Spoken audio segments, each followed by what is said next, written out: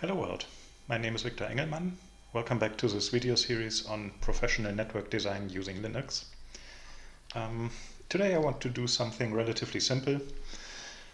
I will install a so-called Syslog server. Now a Syslog server, as the name suggests, is there for logging. And the idea behind that is that it would be too much work to go to all your devices separately and look into each device's log files separately. Okay, so that would just take too much time. So what you do instead is you run a syslog server, and then you tell the devices to send their logs to that server instead of storing them locally. Okay, and when you have that, then you can access them through some Linux interface. So you have the power of the bash at your hands, so you can grab things and whatever, which you might not have on a web front end for a network switch, for example. There are other solutions for storing logs, like journald has its own implementation. But everything supports Syslog, so I think it's a really good idea to have a Syslog server. And it's relatively easy to configure because in the end what the server does is it opens a network socket, and whatever comes in on that network socket is then written to a file. So what you basically just need to do is configure the port on which it listens, and then configure the file where it writes the data to. Okay, so let's start. So here on my laptop, I could install rsyslog, but Kubuntu Linux comes with it pre-installed, so let's open another terminal and connect to my server.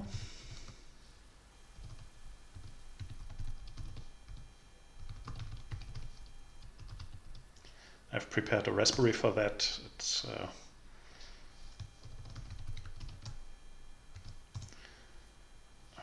just a fresh install, and I've given it a host name. That's pretty much it. So in here, I can install Syslog also, but Raspbian also brings rsyslog by default, so we don't even have to install anything here. And let's configure it now.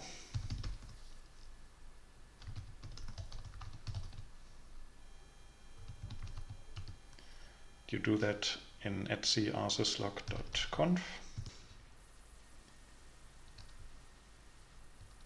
What you basically have to do is uncomment these lines. You enable the module for UDP and open port 514 for UDP, and we'll also do it with TCP, so that the client can decide whether they want to use UDP or TCP. And it really depends on the client what makes more sense for the client, because if it's something not so important, then I think UDP is a better choice, because it just has better performance. But if you are running something like a nuclear power plant or something, then I think I would use TCP instead for the increase in reliability. So now we can send logs through UDP and TCP through port 514. Of course, if you have a firewall between your device and your Syslog server, then it needs to allow port 514 for that connection. My laptop right now is in the same VLAN as the server, so because of that, I don't need to do that. Now, of course, you wouldn't want to allow anybody to send logs to you, right? So if we have a huge company with multiple sites, then I think it would be a good idea to have one syslog server per site. And if it's a big site with multiple buildings, then it might even make sense to have multiple syslog servers per site, maybe one per building or something like that. I mean, this defeats the purpose of centralizing your logs, but you have to consider that when you have such a huge company, then you would have multiple people looking at these logs anyways. So it makes sense to do that because, yeah, in the end, this really generates a lot of traffic, and you wouldn't want to put all that traffic through a slow internet connection. I mean, slow compared to a local network connection, because that would just slow down all your other traffic. So yeah, it makes sense to limit who can send logs to you, and you can do that with $allowed sender for TCP. We will allow senders 127.0.0.1. You can put multiple here separated with commas, and 10.1.0.0/16, so only from our own site. And the same thing for UDP.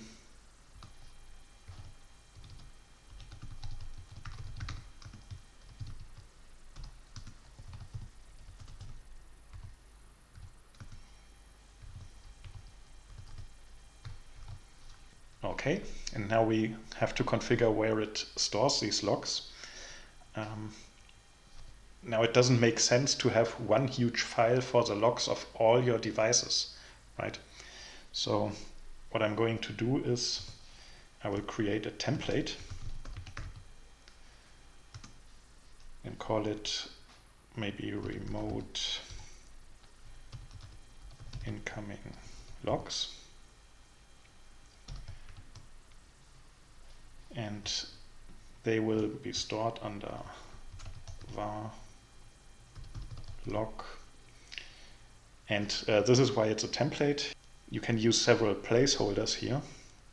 So we can set %hostname%.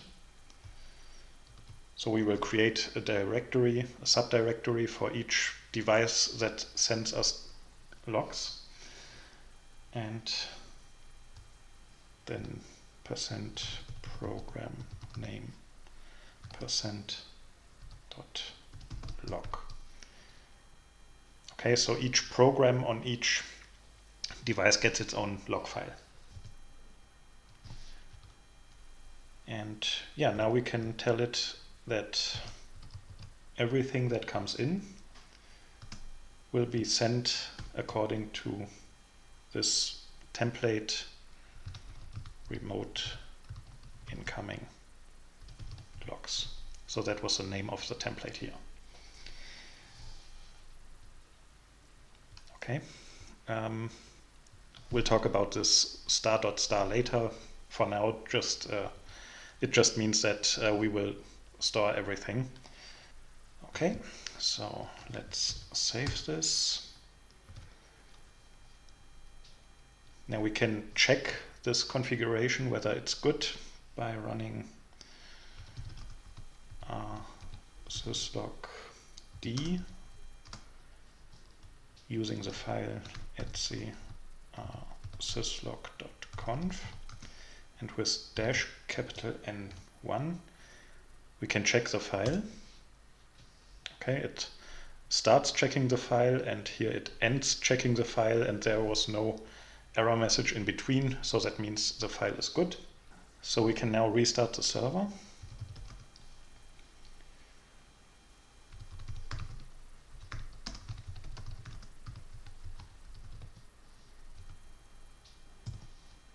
Okay, and now we should be able to send logs there. To manually send a log, you can use the program logger, and you can send some message. Let's say hello world.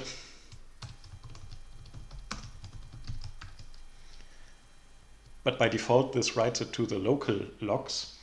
So if we want to send it to a server, we can tell it with -n to send it to syslog.engelmann.local. With capital P 514, we can set the port. And with capital T, we can tell it to use TCP. Okay. Now let's see if this has arrived. To see if this has arrived, we can look into the file now, sudo cat. We had told it to store the files under var log, then a subdirectory for the host name. My host name is laptop, so laptop. And yeah, tab completion doesn't work here because I think I'm not getting traverse rights on the directory, but I happen to know that the way I send it here, it will use my username as program name. So I can look into lfs.log, and there is our entry from the laptop, the program name LFS, and this message hello world. This is really useful because you can also use logger in your shell scripts, you know. I think that's a really useful thing when you have a syslog server, that you can program your shell scripts to send data to that server when something goes wrong, for example. For example, I have a script that regularly makes a backup of my main storage device, and yeah, if that script fails, I think I would like to know that. But anyways, of course you wouldn't want to set this server here manually all the time, right? I mean, if you put that in your shell scripts, for example, then if you ever change your syslog server's address for whatever reason, then you would have to rewrite all your scripts. And that's really not something you want to do, right? So what you can do instead is you can configure the whole machine to always send everything to the syslog server. And then you don't have to manually set this. Okay, then it will just use the default settings, and you do that also by editing syslog.conf. Okay.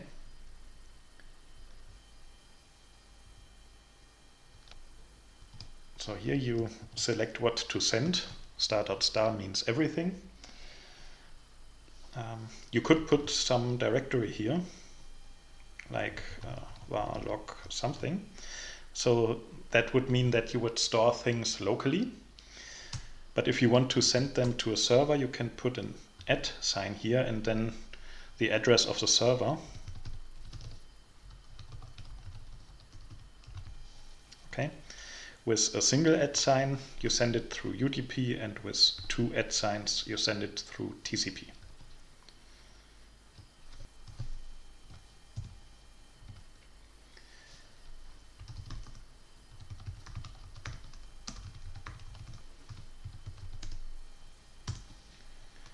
Okay, restart the server. And yeah, now the syslog server is the default means to store any logs. So everything I log now will be sent to the server. So if I just run logger without a server, without a port, without a protocol,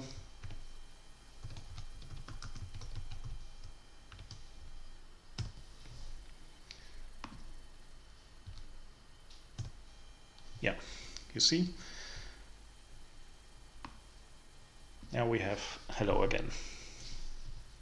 And I think that's a really good idea to have this central setting that just says, hey, everything that's logged I send to the server, so that all the programs don't have to worry about it, right?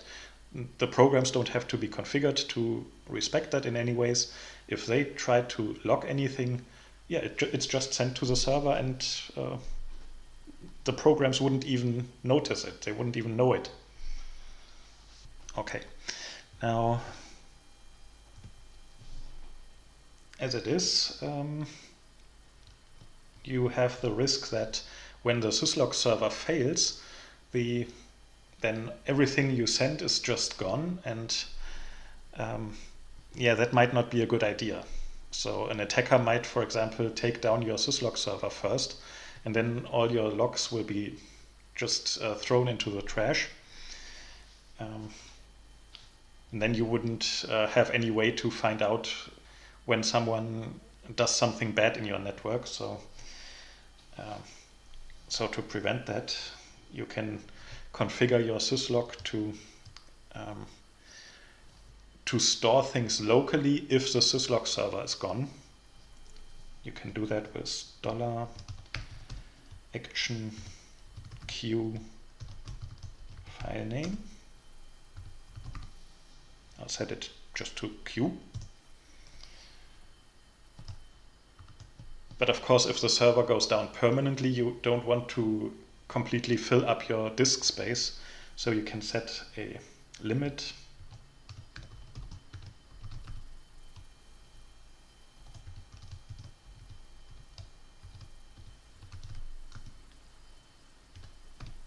I'll set it to 1 GB. Okay, now as it is, I think the server would throw away buffered messages when you shut down the server, the local syslog server. So you can set action q save on shutdown, set it to on, so that it saves its buffer before it shuts down.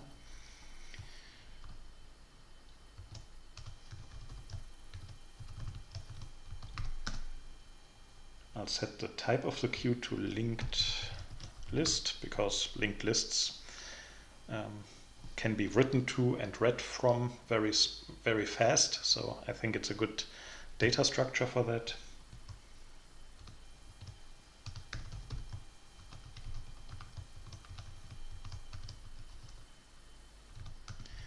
And I'll set the retry count to -1, so that this machine will wait indefinitely for the syslog server to come back up and never give up. Okay, now we've configured this one machine to use the syslog server, but what about the other machines in my network? Of course, I can configure all of them separately, but that's maybe a lot of work if I have a lot of machines. Well, the DHCP server that we have, I think this option number 7, log server, can be used to tell all your clients, hey, use this log server, but I wouldn't bet on it, okay? I really would check every machine anyways. So yeah, just wanted to mention that.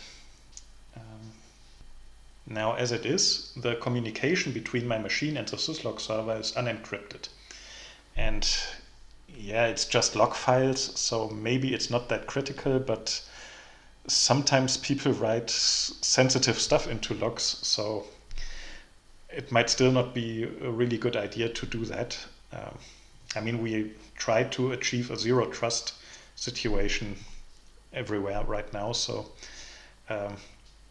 when you don't trust your own network, then you cannot allow unencrypted data even for logs. So what you can do is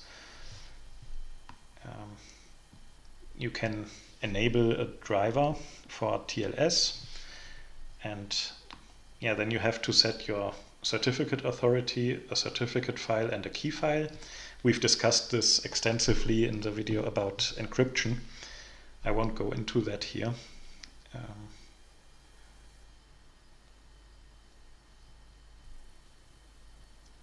Yeah, and in the client you also have to set the CA file, and yeah, then you can communicate with encryption, but again, I won't go into that here. Okay, now let's say you are a programmer and you want to use this syslog functionality. So you want to use this default settings that you have in your machine to store things locally or send them to a server. And you can do that like this.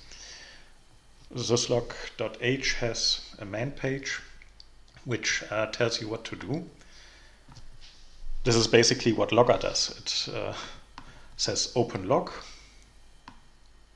It has to pass an identifier. Logger passes your username for that if you don't specify something. Then you can set some options which are defined down here, like no delay, no wait. And you can set a facility. We'll talk about that later.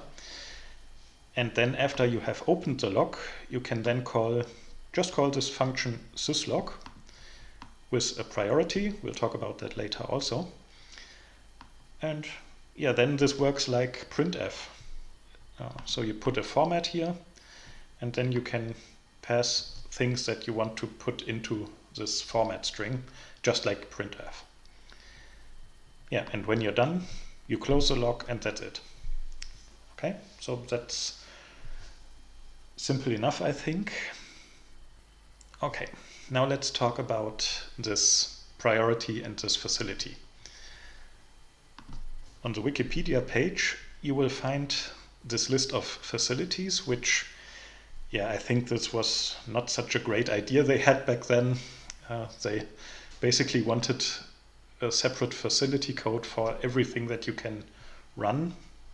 So you have a facility for kernel messages, for auth messages, for authorization messages, messages from printers and your cron system, from FTP servers, NTP, but I think they basically gave up on listing everything that you might want to run, and this is just some deprecated leftover.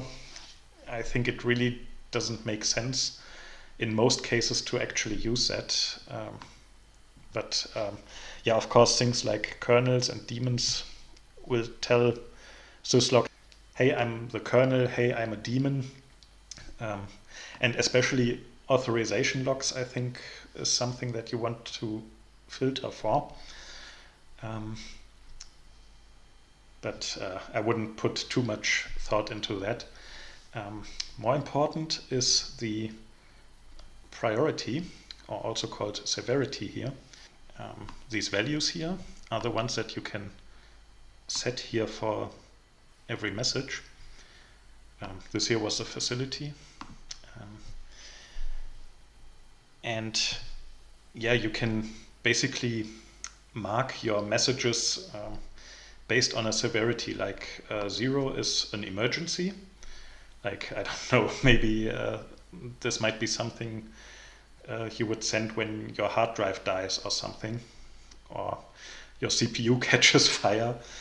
I think that would count as an emergency. Yeah. Again, this is what you set here, and then I want to, by the way, you can pass here these pound defined names for that. Just want to mention that. And here are also pound defined values for the facilities. But what I wanted to show you is this set log mask. With this, you can you can set a mask for things that you want to actually send. So inside your program, while you are debugging, you might want to set this to the bitwise OR of all these values, so that everything is sent to the syslog daemon. And in the release version of your program, you might only want to send the bitwise OR of these values, so that you don't spam the syslog server of your customers, right? So with this set log mask, you can pre-select which messages your program actually sends to your local syslog daemon. Okay, and then the local syslog daemon can still override this, and that's what this selector down here is for. So this star.star means all facilities, all priorities. Okay, everything you get is sent to this server. The first value is for the facility, and the second value for the priority. And if we set this to something like warn instead of star, it means that we only send warnings and worse to the server. Okay, so that we don't spam the network with so much traffic, and we don't put so much data on the hard drive of the server. So yeah, for just casual notice messages, you probably just don't need these messages on that server. That's what I mean. Okay. So now we only send warnings to the server. Let's restart the service again. Now if I send a message,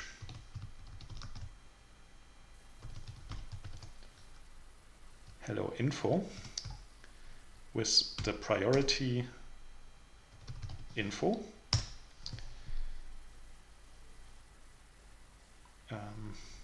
info was a higher priority than warning, so it means that this will be filtered out. Our local daemon will still save it on its local disk, but not send it to the server.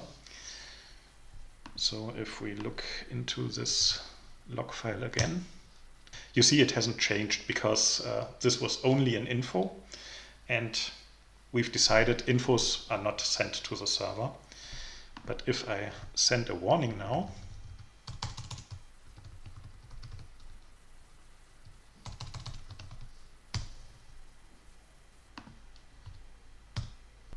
and yeah, you see this message has now been sent to the server, because the priority warn is less or equal to the priority that we set as the maximum priority. Remember, smaller values mean higher priority. Okay. But on the server side, we can override this whole behavior still. So we can tell our server to just reject anything with a priority less than error, for example.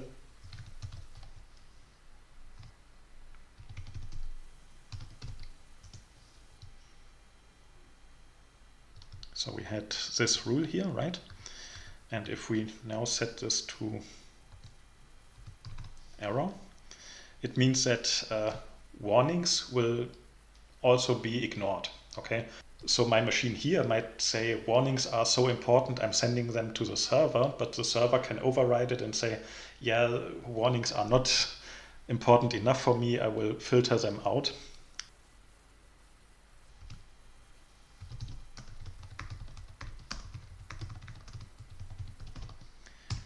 Restart the service. And now if we send a warning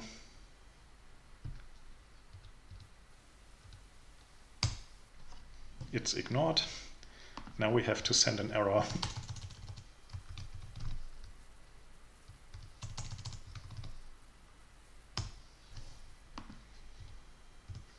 Okay, now this is accepted. Okay, let's look into the configuration file a little bit more.